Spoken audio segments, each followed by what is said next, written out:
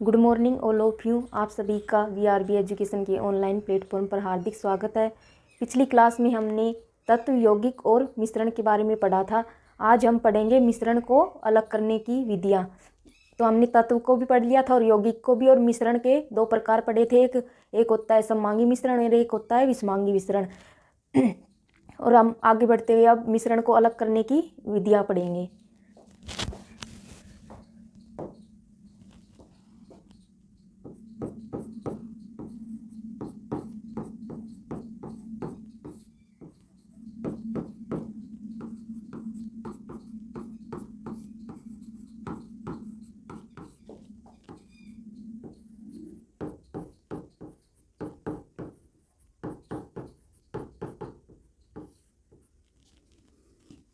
यानी कि separation of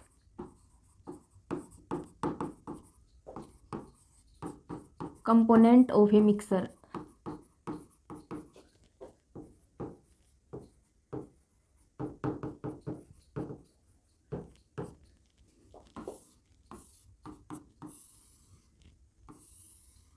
मिश्रण को अलग करने की विधियाँ, separation of component of A mixer. इसमें कई विधियाँ हैं जिसे हम एक एक करते हुए अच्छी तरह से पढ़ेंगे। पहले नंबर पर है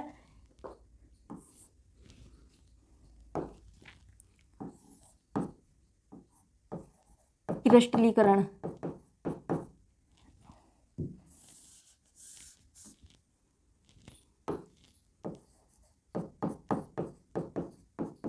क्रिस्टलीकरण यानी कि क्रिस्टलाइजेशन।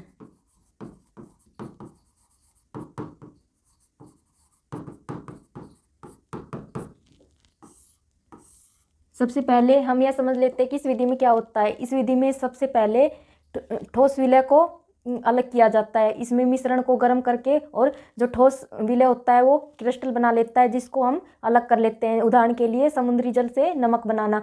समुद्री जल से नमक किस विधि द्वारा बनता है? क्रिस्टलीकरण द्वारा। ये कई बार एग्जाम में पूछा जाता है। तो इस विधि में हम लिखेंगे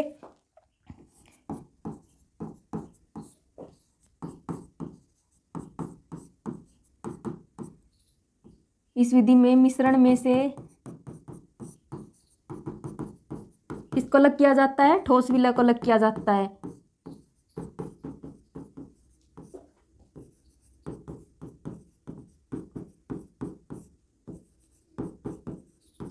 ठोस विलय को अलग किया जाता है।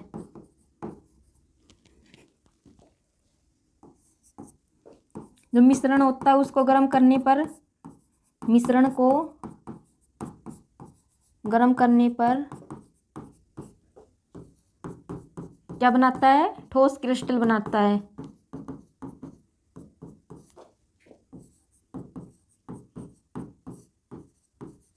और उसको अलग कर लिया जाता है।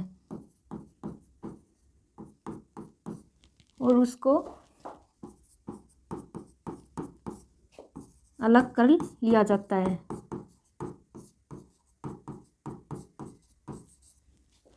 इसका एग्जाम्पल है समुद्री जल से नमक का निर्माण।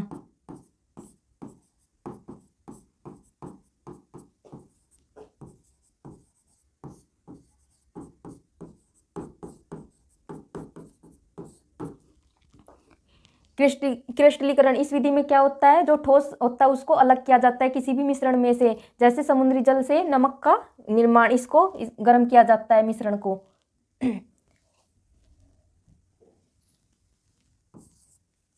सेकंड नंबर पर है, दूसरी विधि है निस्यंदन। निस्यंदन यानी फिल्ट्रेशन।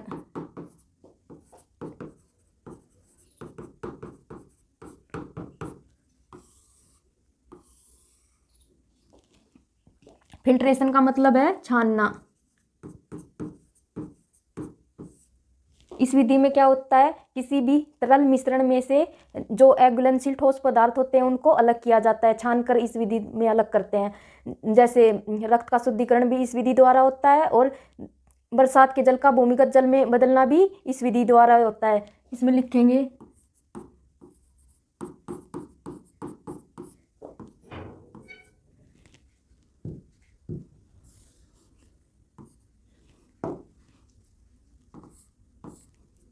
किसी तरल मिश्रण में से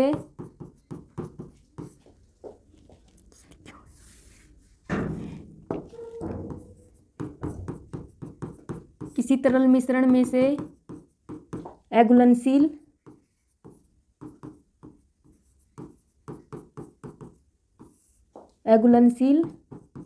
ठोस पदार्थों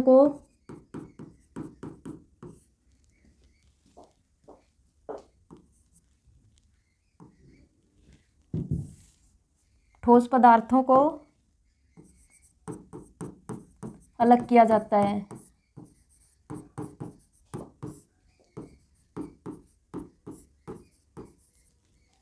इसके एग्जाम्पल हैं रक्त का शुद्धिकरण।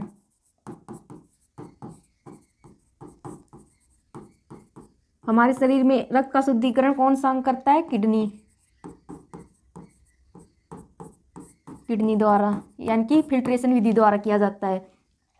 एक है इसका एग्जाम्पल बरसात के जल का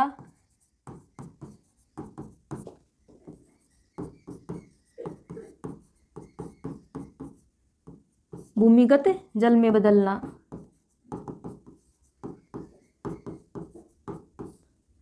ये इसके एग्जाम्पल हो गए फिल्ट्रेशन विधि में। इस विधि में क्या होता है, किसी भी तरल मिश्रण में से अघुलनशील जो ठोस पदार्थ होते हैं उनको अलग किया जाता है, जैसे रक्त का शुद्धिकरण और बरसात के जल का भूमिगत जल में बदलना। तीसरे नंबर पर हमारी विधि है आसवन। आसवन यानी कि डिस्टिलेशन।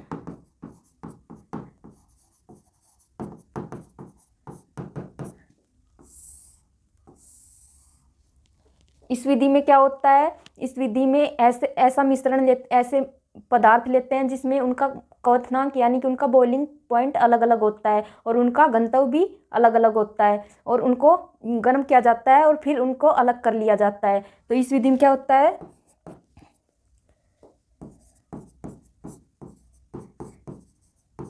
इस विधि में अलग अलग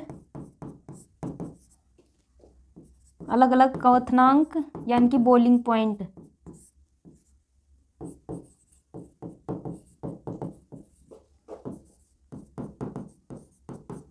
अलग अलग क्वथनांक वाले पदार्थों को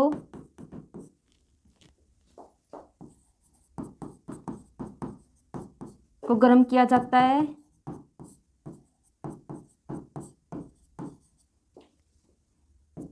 जिनका घनत्व भी क्या होता है, अलग अलग होता है।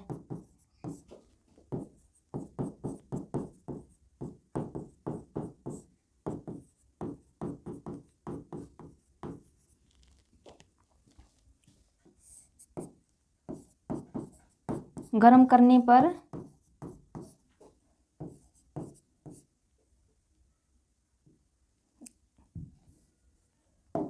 गर्म करने के बाद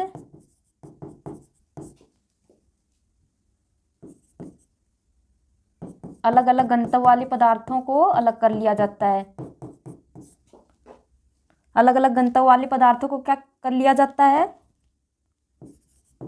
अलग कर लिया जाता है।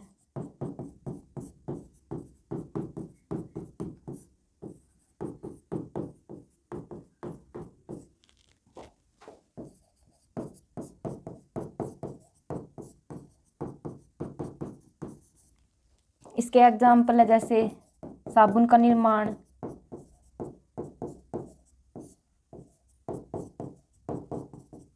अल्कोहल निर्माण,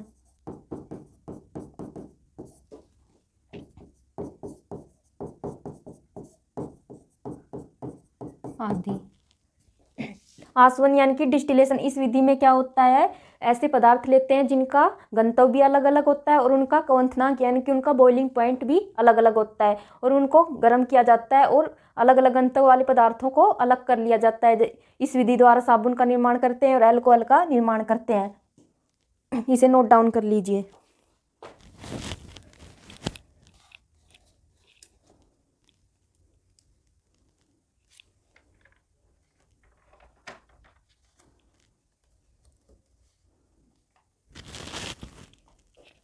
आगे है हमारे 4th नंबर पर कौन सी विधि है? प्रभाजी आसवन।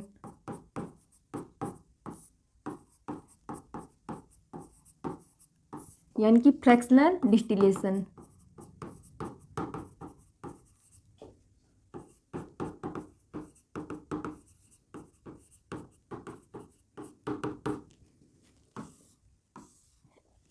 इस विधि में क्या होता है, इसमें ऐसे पदार्थों को लिया जाता है जिनका क्वथनांक यानी कि उनका बॉइलिंग पॉइंट नज़दीक होता है, पास पास होता है। इस विधि में पदार्थ को पहले गर्म किया जाता है और फिर ठंडा किया जाता है। और इस विधि द्वारा पेट्रोलियम में से पेट्रोल और डीजल और कैरोसिन इनको अलग किया जाता है।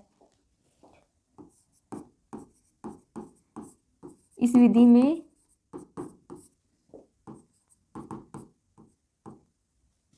पदार्थों का क्वथनांक क्या होता है? पास पास होता है।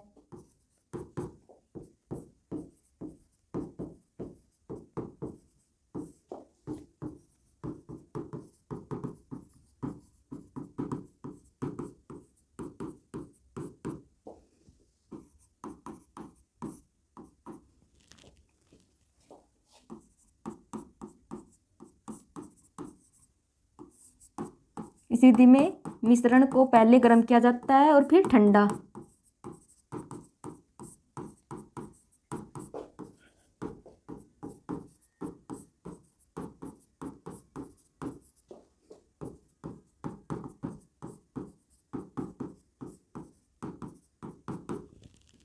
इसका एग्जाम्पल है जो पेट्रोलियम होता है, पेट्रोलियम पदार्थ होता है, उसमें से पेट्रोलियम में से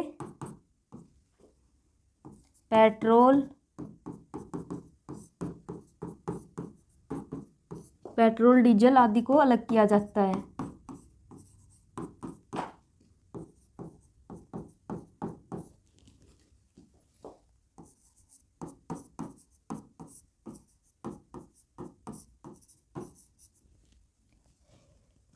हमने प्रभाजी आसवन यानी कि फ्रैक्शनल डिस्टिलेशन में क्या पढ़ा? इस विधि में क्या होता है, पदार्थों का क्वथनांक यानी कि इनका बॉइलिंग पॉइंट पास पास होता है, यानी कि नज़दीक होता है। और मिश्रण को पहले गर्म करते हैं और फिर ठंडा किया जाता है। और इस विधि से पेट्रोल डीजल का निर्माण करते हैं। ये कई बार एग्जाम में भी पूछा जाता है कि पेट्रोल को किस विधि से अलग किया जाता है, तो इसका आंसर होगा प्रभाजी आसवन द्वारा। 5th नंबर पर है उद्रपातन विधि।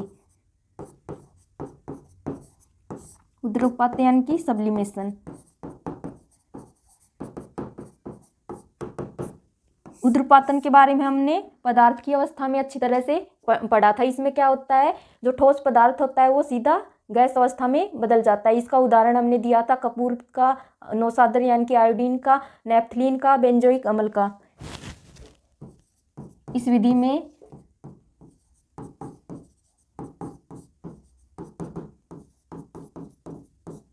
ठोस पदार्थ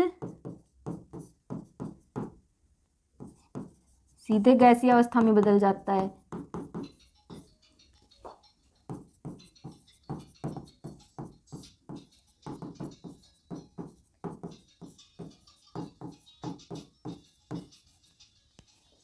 और फिर क्या होता है, फिर जो गैस अवस्था में बदलने के बाद जो वाष्प होती है उसको जब वह ठंडी होती है तो पुनः ठोस अवस्था में आ जाती है।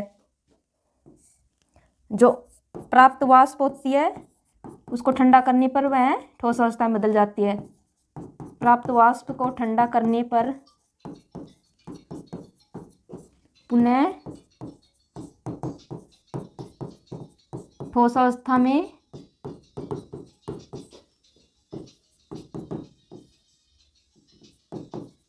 में बदल जाती है। इसके एग्जाम्पल हैं जैसे कपूर है, कपूर का यूज हम कपड़ों में करते हैं।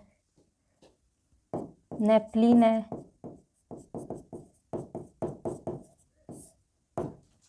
बेंजोइक अम्ल,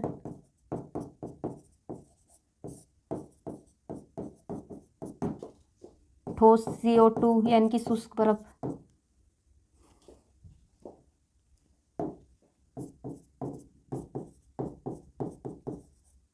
शुष्क बर्फ आदि ये किसके एग्जाम्पल हैं?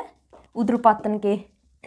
ऊध्र्वपातन में क्या होता है, जो ठोस पदार्थ है वो सीधे गैसीय अवस्था में चेंज हो जाता है, और फिर जो प्राप्त वाष्प यानी कि जो हमें वाष्प प्राप्त होती है उसको अगर हम ठंडा करें तो वह पुनः किस में बदल जाती है? ठोस अवस्था में। जैसे कपूर है, नेपथलीन है, बेंजोइक अम्ल और ठोस CO2। ठोस CO2 क्या क्या कहा जाता है? शुष्क बर्फ।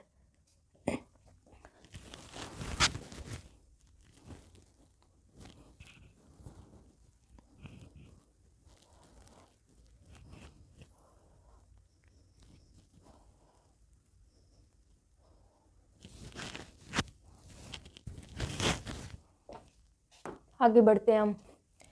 6 नंबर पर है हमारी कौन सी विधि है? क्रोमेटोग्राफी यानी कि वर्ण लेखन।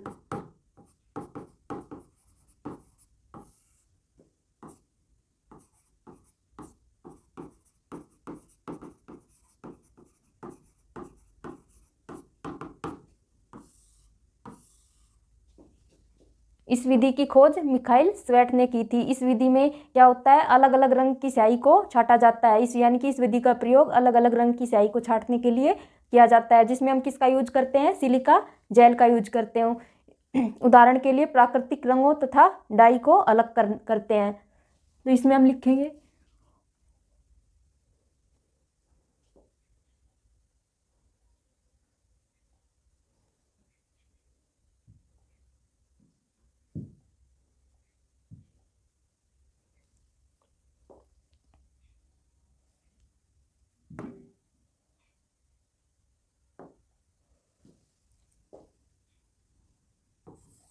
6 नंबर पर है हमारी विधि वर्ण लेखन। वर्ण लेखन यानी क्रोमेटोग्राफी।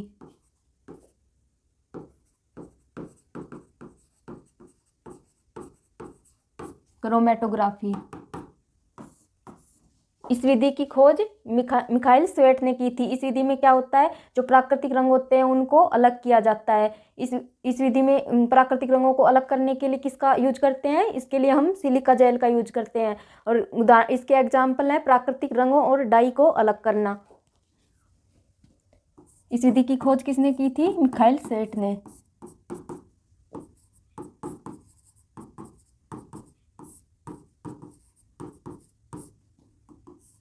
इस विधि का प्रयोग किसके लिए किया जाता है? अलग अलग रंगों की स्याही को छाटने के लिए।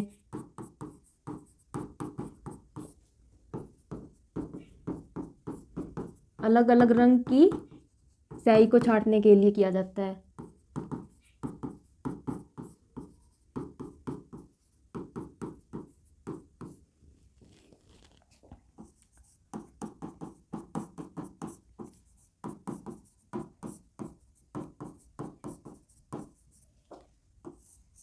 इस विधि में हम किसका यूज करते हैं? सिलिका जेल का।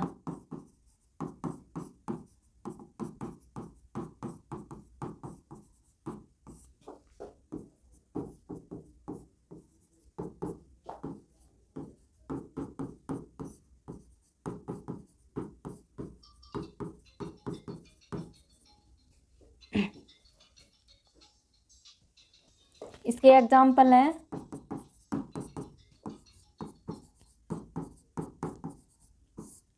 प्राकृतिक रंगों तथा डाई वर्णकों का वर्गीकरण।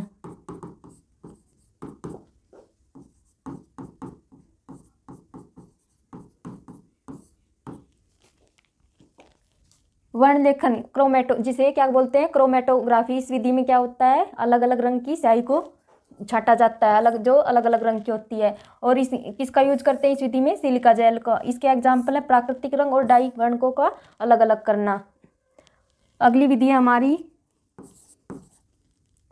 वाष्पीकरण, इवेपोरेशन।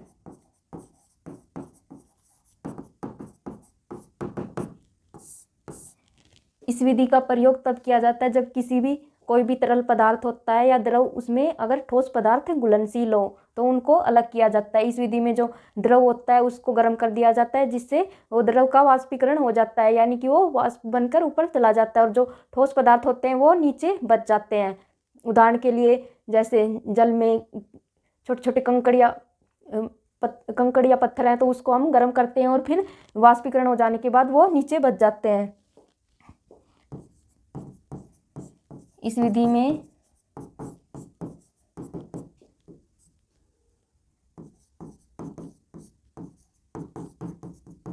तरल मिश्रण को गर्म किया जाता है।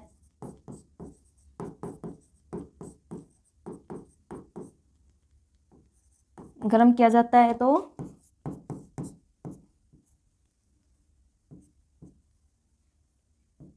जो द्रव होता है उसका वाष्पीकरण हो जाता है।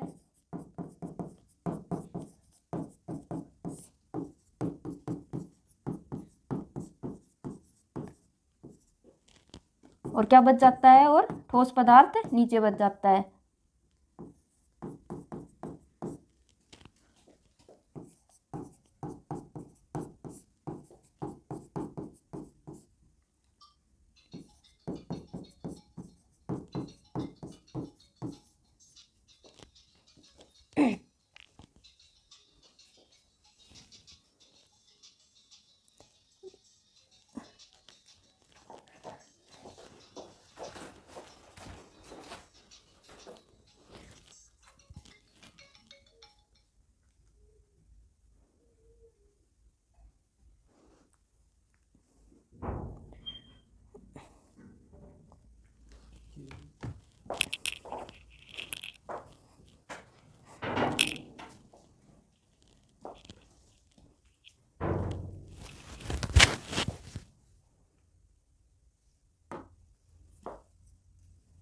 अगली विधि है हमारी सेंट्रीफ्यूगेशन, यानी कि अपकेंद्रीय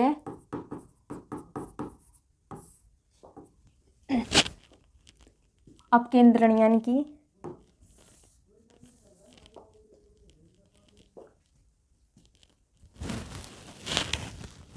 अगली हमारी विधि है 9th नंबर पर, नहीं सॉरी 8th नंबर पर, अपकेंद्रण यानी कि सेंट्रीफ्यूगेशन।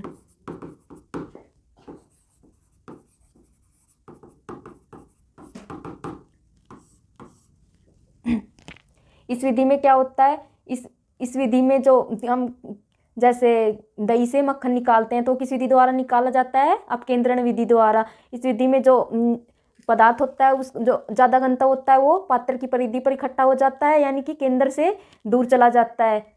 तो लिखेंगे हम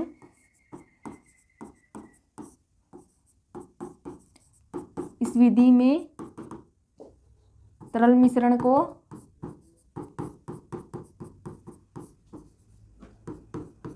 तेज गति से घुमाया जाता है।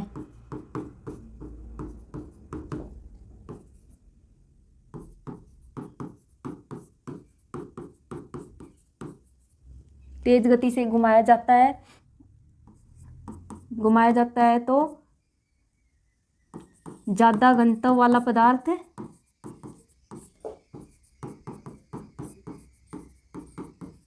केंद्र से दूर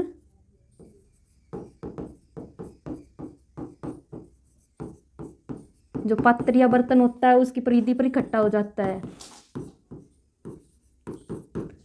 पात्र या बर्तन की परिधि पर इकट्ठा हो जाता है।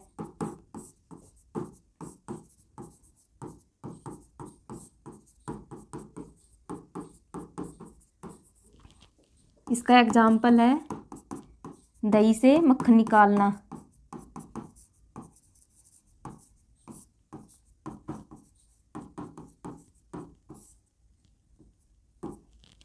अपकेंद्रण यानी कि सेंट्रीफ्यूगेशन, इस विधि में क्या होता है, कोई भी तरल मिश्रण होता है उसको तेज गति से घुमाते हैं और जो घुमाने पर जिसका ज़्यादा घनत्व होता है वो पदार्थ केंद्र से दूर परिधि पर इकट्ठा हो जाता है। जैसे दही से मक्खन बनाना, जब हम घर में दही से मक्खन निकालते हैं तो जो छाछ बनाने की मशीन को तेज गति से घुमाते हैं तो जो घी या मक्खन होता है वो परिधि पर इकट्ठा हो जाता है पात्र की। अगली विधि है हमारी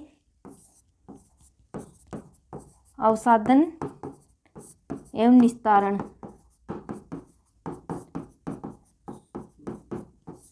अवसादन एवं निस्तारण यानी कि सेडिमेंटेशन एंड डिकेंटेशन।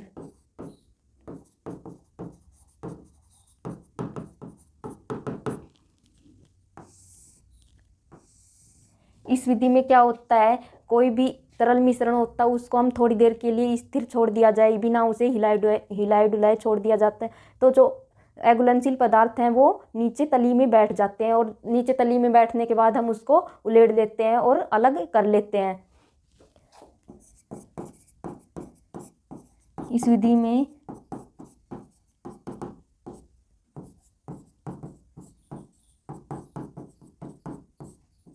तरल मिश्रण को क्या किया जाता है, स्थिर छोड़ दिया जाता है,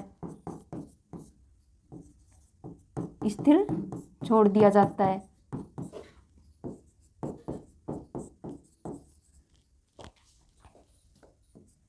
स्थिर छोड़ने पर जो अघुलनशील पदार्थ होते हैं वो नीचे तली में बैठ जाते हैं।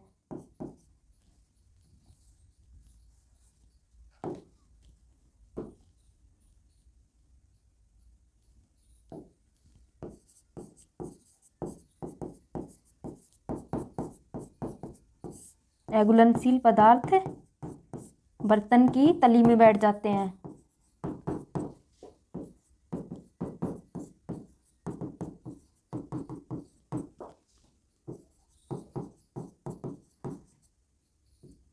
और यह प्रक्रिया क्या कहलाती है, यह प्रक्रिया अवसादन कहलाती है।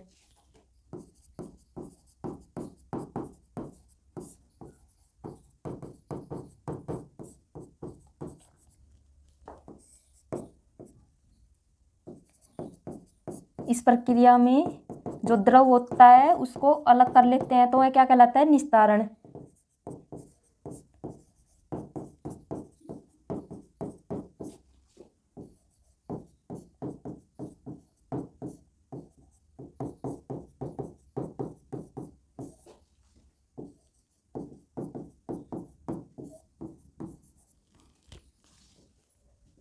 लास्ट विधि थी हमारी अवसादन एवं निस्तारण, यानी कि सेडिमेंटेशन एंड डिकेंटेशन। इस विधि में क्या होता है, कोई भी तरल मिश्रण को हम स्थिर छोड़ दे थोड़ी देर के लिए, तो जो अघुलनशील पदार्थ वो नीचे पात्र या बर्तन की तली में बैठ जाते हैं, और यह प्रक्रिया क्या कहलाती है, अवसादन। और जो द्रव होता है उस तरल मिश्रण में से हम जब हम द्रव को अलग कर लेते हैं, तो यह प्रक्रिया क्या कहलाती है, निस्तारण कहलाती है।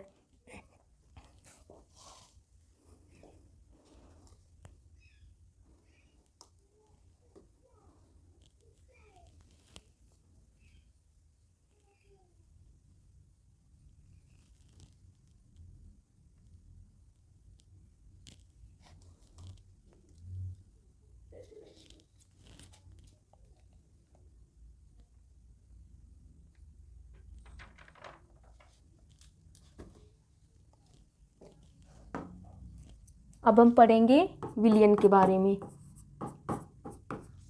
विलयन यानी कि सॉल्यूशन।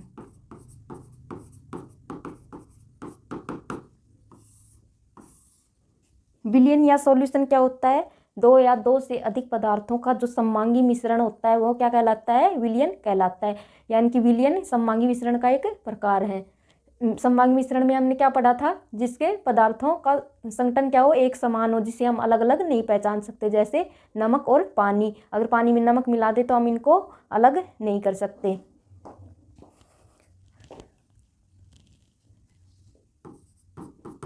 दो या दो से अधिक पदार्थों का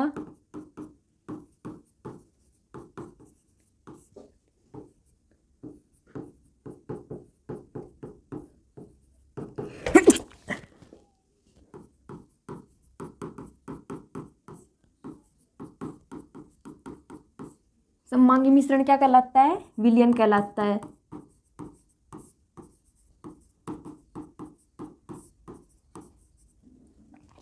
इसमें क्या होता है, कणों का आकार बहुत छोटा होता है, जिसे हम अपनी नग्न आंखों से देख नहीं सकते, इन्हें हम किसी यंत्र या माइक्रोस्कोप की मदद से देख सकते हैं। तो इसमें क्या होता है, कणों का आकार बहुत छोटा होता है।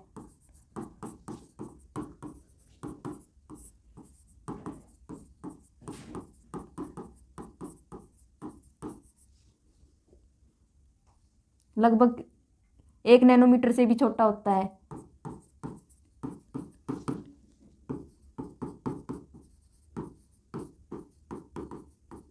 1 नैनोमीटर से भी कम होता है कणों का आकार। 1 नैनोमीटर यानी कि 10⁻⁹ मीटर होता है।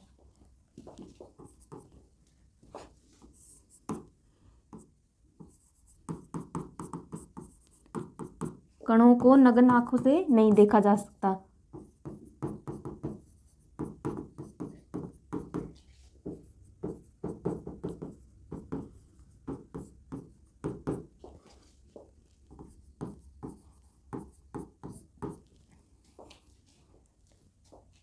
विलयन या सॉल्यूशन क्या होता है?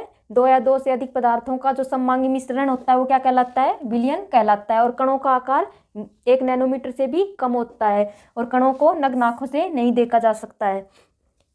विलयन होता है वो 2 प्रकार का, उसमें विलयन क्या होता है? 2 पदार्थों का मिश्रण होता है।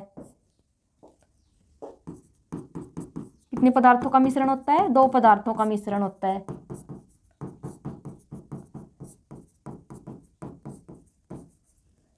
एक तो होता है विलायक, एक होता है विलेय। विलायक जिसे हम क्या कहते हैं? सॉल्वेंट। और विलेय सोल्यूट। जो विलायक होता है वो ज्यादा मात्रा में होता है और विलेय होता है वो कम मात्रा में होता है। एग्जाम्पल के लिए जल प्लस नमक का मिश्रण। जल और नमक का मिश्रण क्या है? विलयन कहलाता है। विलयन यानी कि सॉल्यूशन कहलाता है। जिसमें से जल क्या है? ज़्यादा मात्रा में है तो इसको हम विलायक कहेंगे और नमक कम मात्रा में है तो इसे हम विलेय कहेंगे। उदाहरण के लिए जल प्लस चीनी भी किसका उदाहरण है? विलयन का उदाहरण है, जिसमें जल क्या है? विलायक और चीनी क्या है? विलेय है। कम मात्रा में मौजूद हो तो विलेय होता है। विलयन कितने पदार्थों का मिश्रण होता है? 2 पदार्थों का मिश्रण होता है। एक होता है विलायक और एक होता है विलेय। विलायक यानी कि सॉल्वेंट और विलेय सोल्यूट। विलेय क्या होता है? कम मात्रा में और विलायक क्या होता है? ज़्यादा मात्रा में होता है। अब हम आगे विलयन के प्रकार पढ़ेंगे।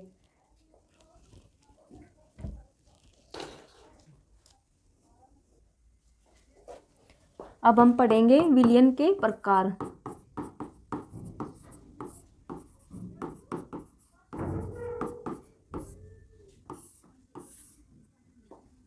विलयन के 3 प्रकार होते हैं। एक तो ठोस विलयन होता है, एक द्रव विलयन होता है और एक गैसीय विलयन होता है।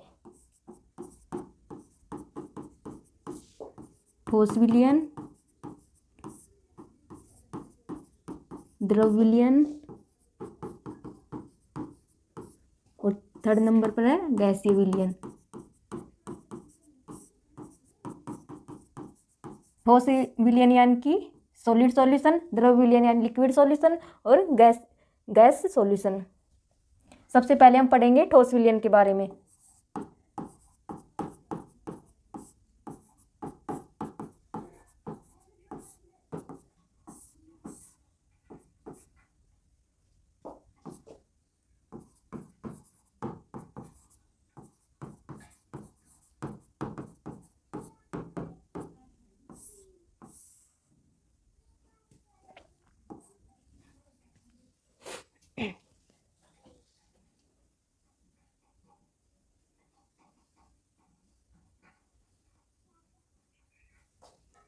इसमें क्या होता है? ठोस विलयन में जो प्रयुक्त विलायक है वो ठोस पदार्थ होता है।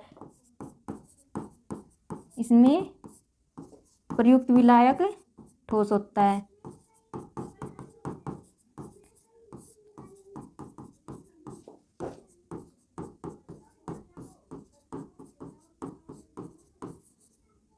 जो हम सॉल्वेंट यूज करते हैं वो क्या होता है? ठोस पदार्थ होता है। और इसमें हम ठोस, द्रव और गैसीय विलय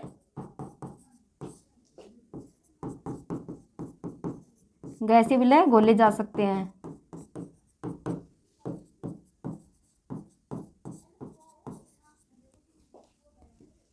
इसके एग्जाम्पल के लिए जैसे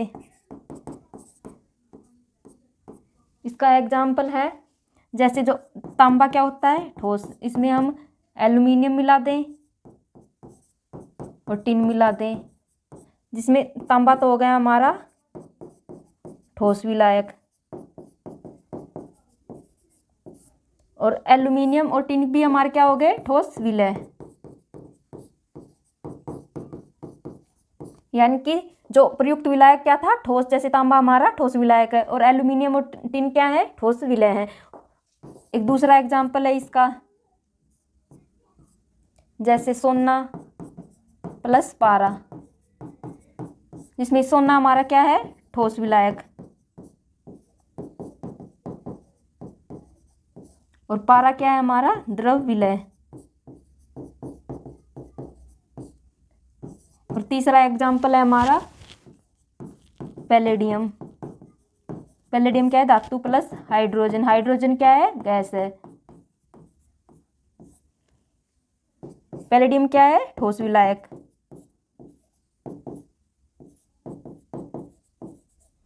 और हाइड्रोजन क्या है, गैसीय विलय।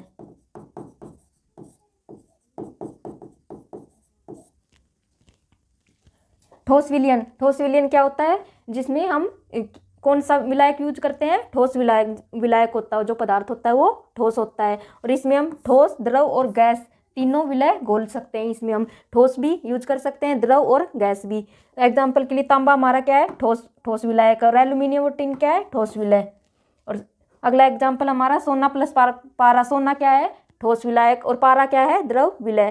थर्ड नंबर पर है पैलेडियम प्लस हाइड्रोजन, जिसमें हमारा पैलेडियम क्या है, ठोस धातु, यानी कि यह क्या होगा, ठोस विलायक, और इसमें हम क्या बोल सकते हैं, गैसीय विलय, यानी कि हाइड्रोजन क्या है, गैसीय विलय। अगले नंबर पर हम पढ़ेंगे द्रव विलयन।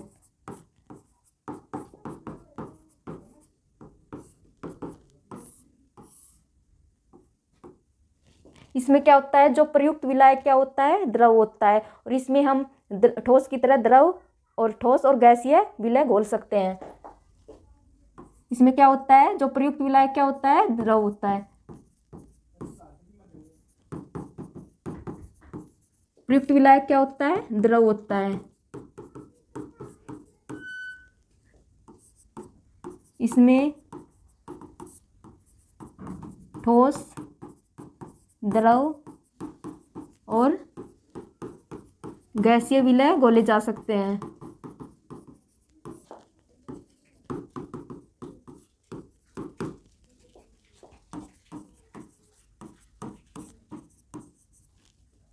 इसके एग्जाम्पल है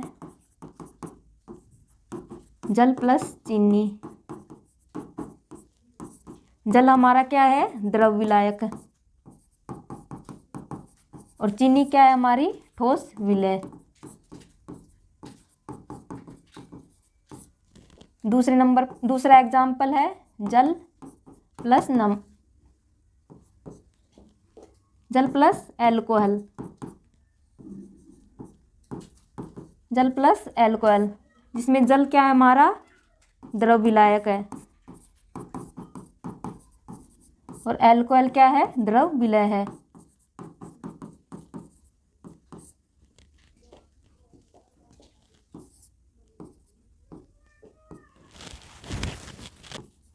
थर्ड नंबर पर है जल प्लस H2। जल हमारा क्या है, द्रव विलायक है, और H2 यानी कि हाइड्रोजन गैस क्या है, गैसीय विलय। द्रव विलयन में हमने क्या क्या पढ़ा, जो हम विलायक यूज करते हैं वो क्या होता है, द्रव यानी कि लिक्विड होता है, और इसमें हम ठोस, द्रव और गैसीय विलय यानी कि तीनों विलय इसमें क्या किए जा सकते हैं, घोले जा सकते हैं। जैसे जल प्लस चीनी, जल क्या है, ठोस, जल क्या है, द्रव है, और चीनी क्या है, ठोस विलय है। जल प्लस एल्कोहल, जल क्या है, द्रव विलायक है, और एल्कोहल क्या है, द्रव विलय है। जल प्लस H2, जल क्या है, द्रव विलायक, और H2 क्या है, गैसीय विलय। थर्ड नंबर पर है गैसीय विलयन।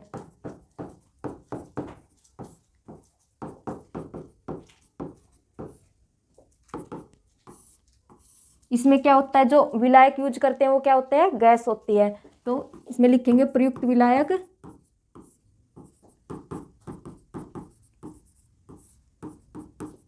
गैसीय होता है। इसमें केवल गैसें ही घोली जा सकती हैं।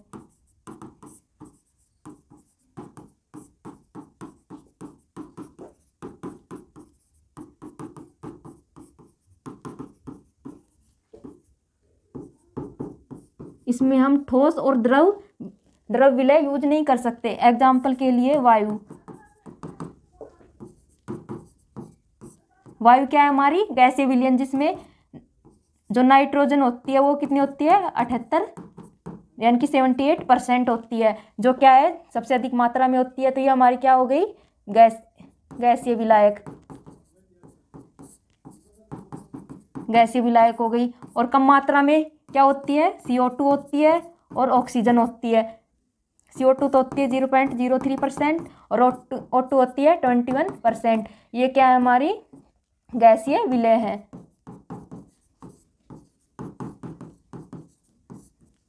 गैसीय विलयन में क्या होता है, जो विलायक यूज करते हैं वो क्या होता है गैसीय होता है, और इसमें केवल गैसें ही घोली जा सकती हैं। उदाहरण के लिए वायु में सबसे अधिक मात्रा में कौन सी गैस होती है N2 होती है, और कम मात्रा में CO2 O2 जल वाष्प ये क्या होते हैं कम मात्रा में होते हैं। तो N2 अधिक मात्रा में है तो ये हमारी गैसीय विलायक हो गई, और बाकी की गैसें क्या हो गई गैसीय विलय। तो आज हमने मिश्रण को अलग करने की विधियां पढ़ी हैं और विलयन के प्रकार पढ़े हैं। बाकी काम नेक्स्ट क्लास में पढ़ेंगे। धन्यवाद।